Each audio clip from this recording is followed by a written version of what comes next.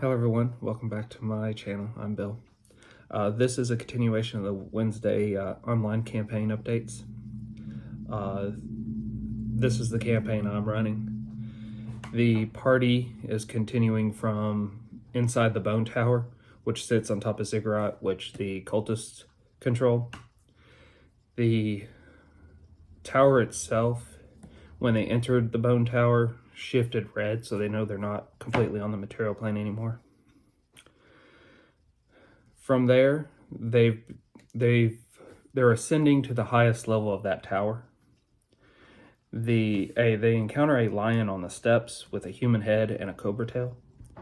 As it roars, they pass out. When they wake up, they've recovered either 2 hit points if they're not a spellcaster, or 2 spells if they are a spellcaster. And the lion is nowhere to be seen. The party makes it to the top of the steps. They see a engraved door with a lot of Sobek iconography of them all over the place. So a lot of the crocodile-headed god. Being this is the Egypt area of the world, they're seeing a lot of Egyptian gods. So if you haven't been watching all these videos, that's what's up with that. The party decides to break into the room and get a surprise round, and they do so. As soon as they knock open the door, the ogre goes to the left and engages one of the monk guards. The necromancer casts color spray at the nearest monk guard, because that was the closest thing he could hit. And then the Yenris casts fear on one of the priests. There were 2 priests, a high priest, and 3 monk guards. There's a altar and a statue of Sobek. The statue of Sobek sits in the back, then the altar, then the high priest. Then everything else rings around the high priest. 3 monks in the front, and then more towards the sides of the high priest are the priests. Well, the monk hit by color spray failed tremendously, so he is knocked out of the combat completely. They rolled maximum on the amount of time that he's knocked out. Then you got the ogre engaging one of the monks. And then behind him, the priest that failed to save versus fear, he is knocked out of combat for 2 rounds before he can take any actions. And that was the surprise round. Then we roll for initiative. The party goes first. And in my campaign, we roll initiative every round. So the surprise round, the enemies didn't get to act, of course. Well, now the tower itself generates a handful of skeletons, medium-sized skeletons, to also engage the party. I treated them as minions, so they had 1 hit point, and they did like 1d3 damage. But I set a room DC for this when I was creating this encounter, so I didn't have to set a bunch of ACs or a bunch of different difficulties. And I set the room DC as 17, so anytime the party needed to do anything, the DC was just 17. And I got that from the creator of Index Card RPG. It's a good way if you didn't really prep, or if you wanted to keep it easy on your prep to use, so I recommend it. So, starting the next round, the party deals out some damage to the enemies, but not really taking out a whole lot the second round. But Boom Boom, or the first round, but Boom Boom moves up and takes and injures 2 of them, a priest and a monk, with his cone of fire from his boomstick, from his arquebus.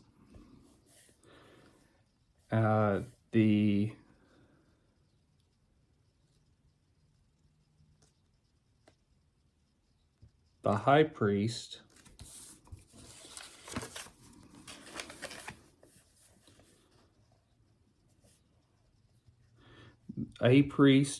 that was hit by Boo Boo casts Bane on the party.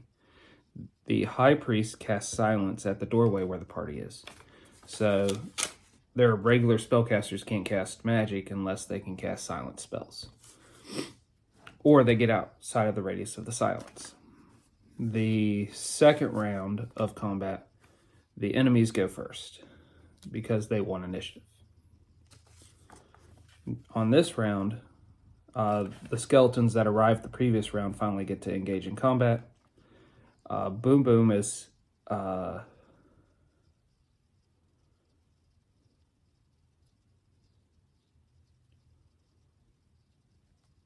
Boom Boom is hit by a priest casting Inflict. He drops to 1 hit point. The ogre kills the monk that he's on, the ogre skeleton. The drow that was flanking the ogre skeleton moves to attack in melee the high priest.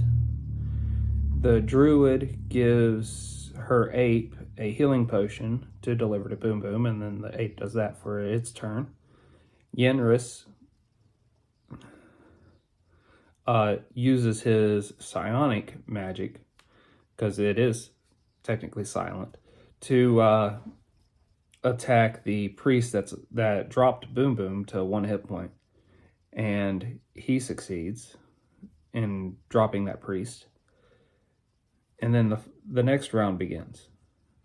At this round, 3 more skeletons come up out of the ground.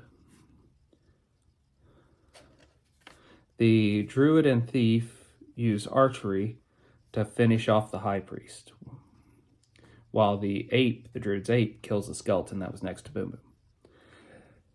The party, after dropping the high priest, now have to figure out how they're going to flee. Even though there's combatants left, the statue of Sobek begins crumbling, and the tower begins shaking violently as pieces of bones are falling out here and there.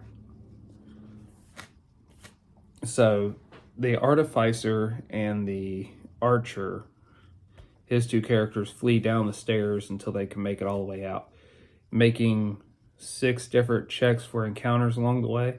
And those encounters were just chances to dodge stuff, and he had to make at least 1 roll to dodge part of the falling tower, and then he dives through the portal and he's back on the material plane. The rest of the party huddles around the druid, and the druid casts Entangle, which was a great plan, except they forgot they were on a different plane. So this sphere of Entangle protects them from the falling damage and the debris falling. They end up on the bottom level of this tower.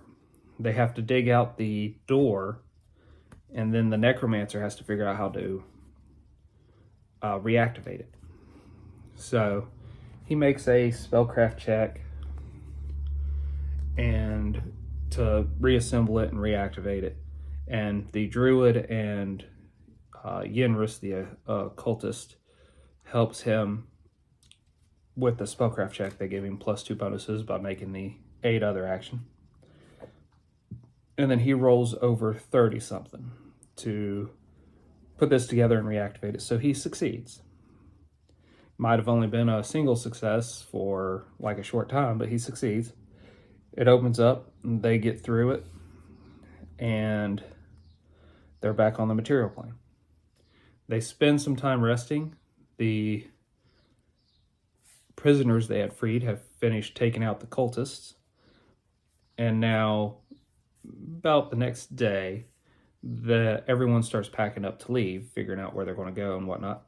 The party's going to blow up the ziggurat, and they do. They set their explosives in the alchemical lab to really take out the ziggurat. And then from there, they travel back to town.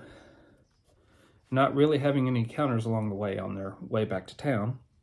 Once they're back to town, they find out that the guy that hired them to retrieve the artifact from their first dungeon quest at the beginning of this story has been assassinated. And they had yet to turn in that item to get paid. So in addition to that, there is a militia being put together to hunt a bull creature that has been sighted to the south. The party is not going near that one in any such way or in any manner, because that minotaur is very destructive.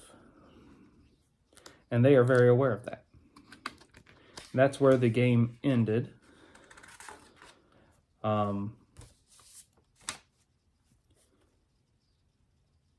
and it was very entertaining. Now I got to figure out what they're going to get into next, which will always be fun. Well, until we all game again, guys.